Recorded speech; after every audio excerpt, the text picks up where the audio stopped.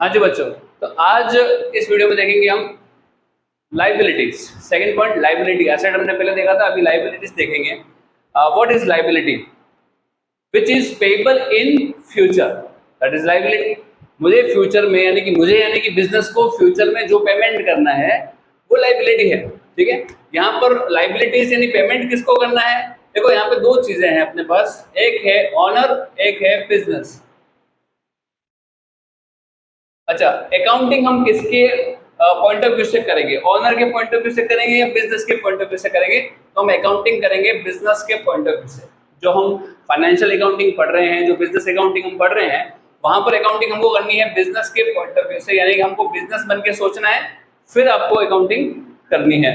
Honour के point of view से हम नहीं सोचेंगे। अच्छा, इसके लिए अगर हम ऑनर का ही अकाउंटिंग करनी है तो उसके लिए पर्सनल अकाउंटिंग हो जाएगी, बराबर।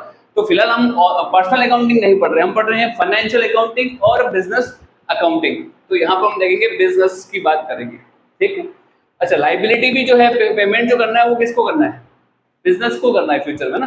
तो बिजनेस किसी और को पेमेंट करेगा फ्यूचर में, that is the liability of business. ठीक है, तो हम बिजनेस हैं और हमको फ्यूचर में पेमेंट करना है। अच्छा चलो ठीक है, आगे बढ़ते हैं।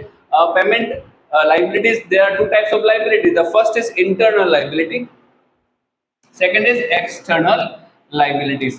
इंटरनल लाइबिलिटी का मतलब क्या? Which is payable to the owner of business. हमारे ओनर को ही देना है। हम बिजनेस है तो हमारे ओनर को ही जो पेमेंट करना है वो हो जाएगी इंटरनल लाइबिलिटी। अच्छा सर, ऐसी कौन सी चीज है जो हमको ओनर को पेमेंट करना है, वो जो कि हमारी लाइबिलिटी है? हम एज ए बिजनेस बन के सोचेंगे। ओके, तो यहां देखें तो इसका एग्जांपल आता है capital. Capital, what is capital?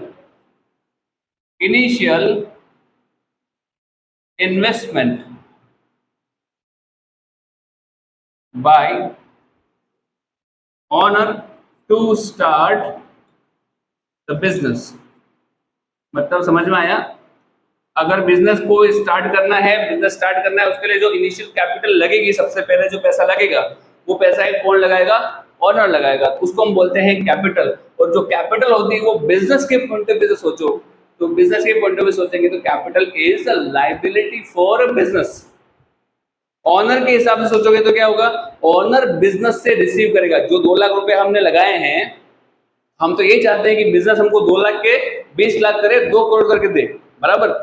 वही वही सोचोगे, कोई आदमी बिजनेस स्टार्ट करता है तो क्यों करता है? कि वो ये सोचेगा जो मैंने पैसा लगाया उससे बहुत ज्यादा क्वांटिटी में वापस वो पैसा मिल जाए, बराबर। तो हमको बिजनेस के हिसाब से सोचना है यहाँ पर। तो बिजनेस के लिए जो कैपिटल जो आई है बिजनेस के पास, तो ये जो ओनर है और ये है इसका बिजनेस, ठीक है। मान लो ओनर ने बिजनेस को 2 लाख रुपए दिए हैं एज ए कैपिटल, बराबर। तो बिजनेस की ये 2 लाख रुपए की क्या हो गई? लाइबिलिटी हो गई। Which kind of liability? Internal liabilities, जो कि बिजनेस वापस ओनर को रीपे करेगा। कब करेगा इसकी कोई डेफिनेशन नहीं है। कब करेगा? जब बिजनेस बंद होगा तब, है ना।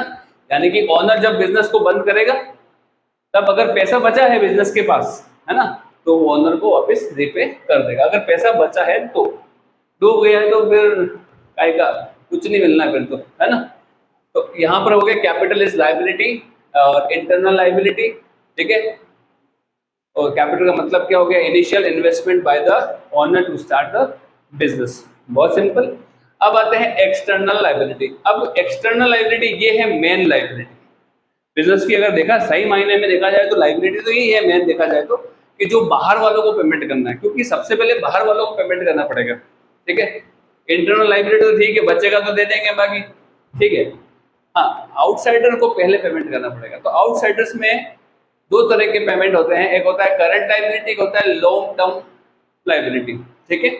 करंट या नॉन करंट भी बोल सकते हो आप इसको। चलिए देखिए, which is payable to outsiders। बाहर वालों को पेमेंट करना है, फ्यूचर में पेमेंट करना है, तो ये एक्सटर्नल लाइबिलिटी हो गई। There are 2 types of external liability, current and long term. Long term मतलब पेबल आफ्टर 12 मंथ्स, 12 महीने के बाद पेमेंट करना है ना, तो ये हो गया long term liability. Current liability payable with in 12 months, बहुत सिंपल। 12 मंथ्स के भीतर भीतर पेमेंट करना है तो करंट लाइबिलिटी हो गया, और 12 मंथ्स के बाद पेमेंट करना है तो लॉन्ग टर्म लाइबिलिटी हो गया। अच्छा सर, ये 12 मंथ्स काउंटिंग कहां से करेंगे, कि कब से, किस डेट से 12 मंथ्स का काउंटिंग करेंगे? तो वो डेट होगी फ्रॉम बैलेंस शीट डेट। क्या? जिस डेट पे बैलेंस शीट बनती है अपनी, उस बैलेंस शीट डेट से हम काउंटिंग करेंगे कि अगर 12 महीने के अंदर पेमेंट करना है तो करंट लाइबिलिटी हो गया, और उसके बाद 12 महीने के बाद पेमेंट करना है तो लॉन्ग टर्म लाइबिलिटी हो गया। बहुत सिंपल। इसको आप ऐसे समझ सकते हो कि 31 मार्च 2024 को अगर हमने बैलेंस शीट बनाई है, तो इसके आगे यानी कि अप टू 31 मार्च 2025 तक जो पेमेंट करना रहा वो हो गया करंट लाइबिलिटी, और इसके बाद जो पेमेंट करना रहा वो हो गया लॉन्ग टर्म लाइबिलिटी। बहुत सिंपल, ठीक है। चलिए, ये क्लियर हो गया लाइबिलिटीज। अच्छा, अब एग्जांपल समझ लेते हैं। इंटरनल लाइबिलिटी का हमने एग्जांपल देख लिया, कैपिटल है, एक ही है जो कि ओनर को हमको पेमेंट करना है। उसके बाद आते हैं करंट लाइबिलिटीज का एग्जांपल। इसमें आप देखिए क्रेडिटर्स। क्रेडिटर्स कौन है? जिससे हमने क्रेडिट में गुड्स परचेज किया। देखो, एक होता है हमने गुड्स सेल किया, जिसको वो हमारा डेटर्स हो जाएगा, विद इन 12 मंथ हम उससे क्या करेंगे, अमाउंट रिसीव करेंगे, ठीक है। और एक होता है हमने खुद परचेज करके लाए, हम परचेज करके लाए तो हमारी क्या हो गई, लाइबिलिटी हो गई कि हमको उसको पेमेंट करना है विद इन 12 मंथ, ठीक है। तो क्रेडिटर कौन हो गया? From whom we have purchase goods on credit, creditor हो गया, ठीक है। अच्छा, और क्या हो सकता है? Bank OD, bank overdraft. Bank एक फैसिलिटी देता है करंट अकाउंट में कि आप क्या कर सकते हो, जितना डिपॉजिट है आपके पास पैसा, मान लो 5 लाख का अमाउंट डिपॉजिट है, आपको 6 लाख की जरूरत है, तो 1 लाख रुपए एक्स्ट्रा बैंक दे देगा आपको। उसको हम बोलते हैं ओवरड्राफ्ट फैसिलिटी। ओवरड्राफ्ट मतलब ओवर विड्रॉवल, सिंपल सी बात है। ओवर विड्रॉवल, ओवरड्राफ्ट, ड्राफ्टिंग मतलब ओवरड्राफ्ट करेंगे यानी कि ओवर विड्रॉवल हो गई, एक तरह से देखा जाए तो। यहाँ पर 5 लाख का बैलेंस पड़ा हुआ था, बैंक से आपको 6 लाख मिल गए, तो 1 लाख का क्या हो गया, ओवरड्राफ्ट, बैंक ओडी, ठीक है। यहाँ पे सीसी भी बोलते हैं वो, है ना, कैश क्रेडिट भी बोलते हैं, सीसी लिमिट। चलिए, तो ये भी क्या है, करंट लाइबिलिटी है, जो कि हमको विद इन 12 मंथ में बैंक को वापस पेमेंट करना पड़ेगा। तो बैंक ओडी भी करंट लाइबिलिटी में आता है, कैश क्रेडिट करंट लाइबिलिटी में आता है, क्रेडिटर्स भी है जो करंट लाइबिलिटी में आता है, और any kind of outstanding expenses.